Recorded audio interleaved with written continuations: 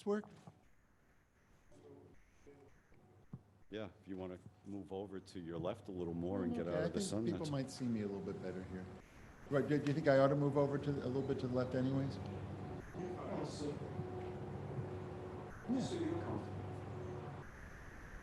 Yeah. I'm not used to doing this with a microphone that really works. Can you imagine? What a, what a change. All right, so when was the last time that you heard somebody say, you know, who cares what happens? We've got to deal with things from here on out. I don't care what happened before. Let's just figure what's the best thing to do from here on out. Where'd you hear that last? Might have been in an action movie somewhere. They talk like that. They say, I don't care. What are we going to do right now? And they make a decision, and it's an emergency kind of decision. And in most action movies, it's probably a good idea to do it that way. It gets them unstuck.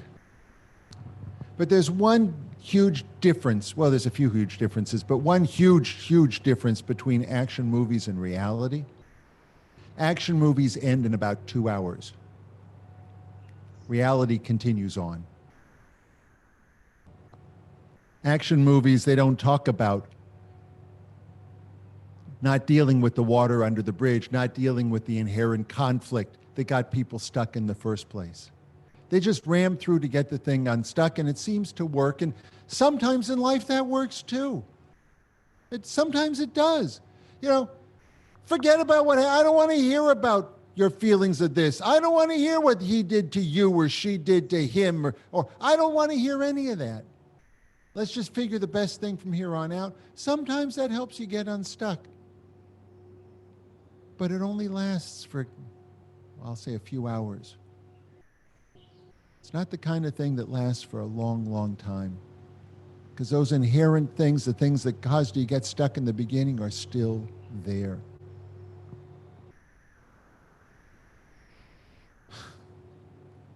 This week's Torah portion, it's actually two Torah portions. It's Matot and Maaseh. It's a combined one. And the second Torah portion, Maaseh, Moses spends an elaborate time in the beginning reviewing what happened and how we got here.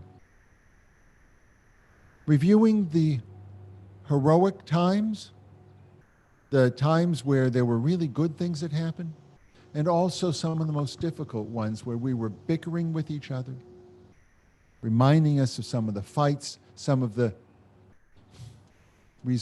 unresolved conflicts and how they came to be resolved. But remembering them, looking backwards.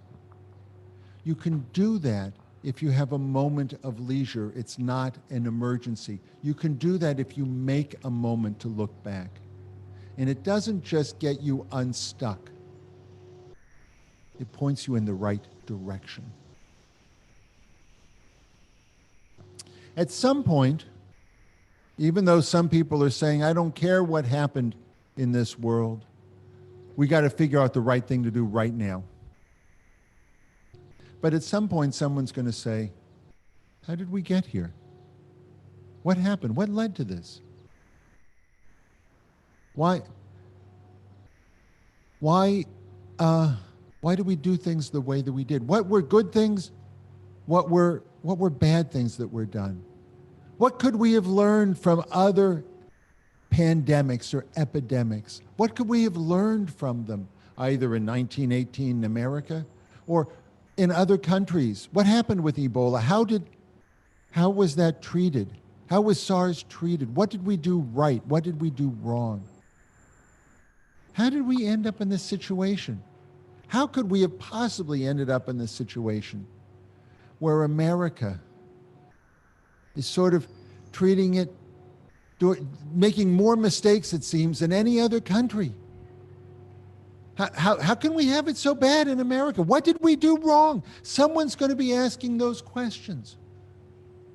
And when we do, we're going to come to some understanding as to the right direction to move in. We're going to understand a whole lot better. Look, I'm sitting right now in front of a building. I'm sitting in front of a building and people can say, oh, yeah, we got it. It's ours. Let's figure out what we're going to do with it. And that helps with some things. But on a deeper level, when we have a moment like on Shabbat, where we can look back, we should ask the questions. How did we get here? Why was this building built? Why is it built the way that it is?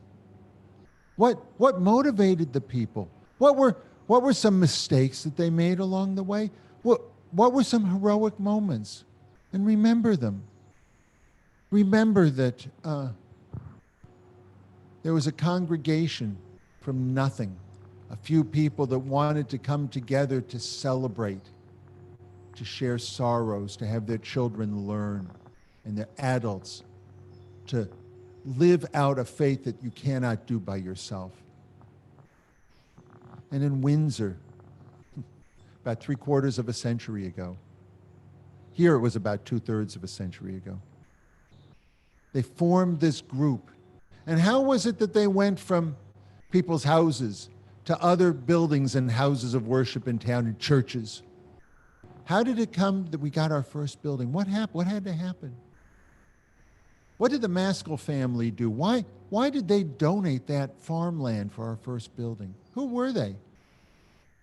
What happened with our second building? How did we get this land here? How did Ed Lassman arrange to get this land donated to Temple Beth Hillel? How did that happen? Why did it happen? Why was there a need for it? Why couldn't we build right away? What was holding us up? How did we go about figuring how we could even do this? How did we raise funds? Why is it that almost every single Temple family gave more money than they have ever given to any other charity, ever, to make this building? About 20 years ago. A little bit more than 20 years ago when we were setting out to do it. How did that possibly happen? How could people be so generous? What motivated them so much? I tell you, if you look at it all, some amazing things come to the fore. They cared more about this than any other building because they cared about the community. They cared about being with everybody and helping one another out and taking these ancient wisdoms, these ancient spiritual truths that we have and living them and teaching them and dancing them and singing them. And this was a place to do that. And they thought about not only themselves, but they thought about future generations that, you know, most of Temple right now was not here 20 years ago when this was built. Most of Temple didn't understand giving more than they had given to any other cause just for the capital campaign. Most people don't, they weren't there at that time. Not that people today aren't generous, but I think those stories need to be retold. I think that we here have a legacy and a heritage, which many of us have inherited and don't really understand it. But if we listen and understand how we got here, maybe we'll come to appreciate it better. But there's one lesson that seems to come to the surface, especially now. It seems to float up above all of the other lessons, to come to the surface the way cream comes to the top of milk. And that is, we have a building here, but this building is only a symbol. This building is not Temple Beth Hillel. This building is one of the things made by the people of Temple Beth Hillel. Temple Beth Hillel is not a building. It is people who do Jewish values and care for each other that comes to the surface. Temple Beth Hillel is not a building. Temple Beth Hillel is a community of people doing holy acts, reaching towards holiness according to the teachings of our Jewish faith. It's people who care for one another. If that wasn't there, people never would have contributed to this building. Never would have. It never would have looked as nice as it does. Now is a time where that's really put to the test.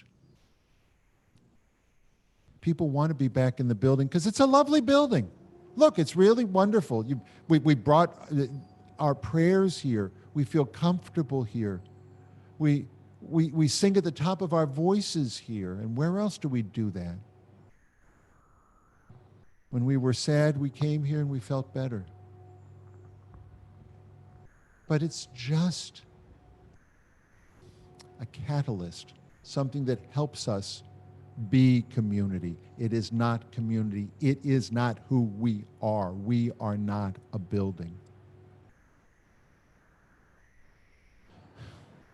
I think we're going to implement this phrase to help people remember. Temple Beth Hillel is not just a building. Temple Beth Hillel is not a building. Temple Beth Hillel, the rabbi isn't a yarmulke. One moment.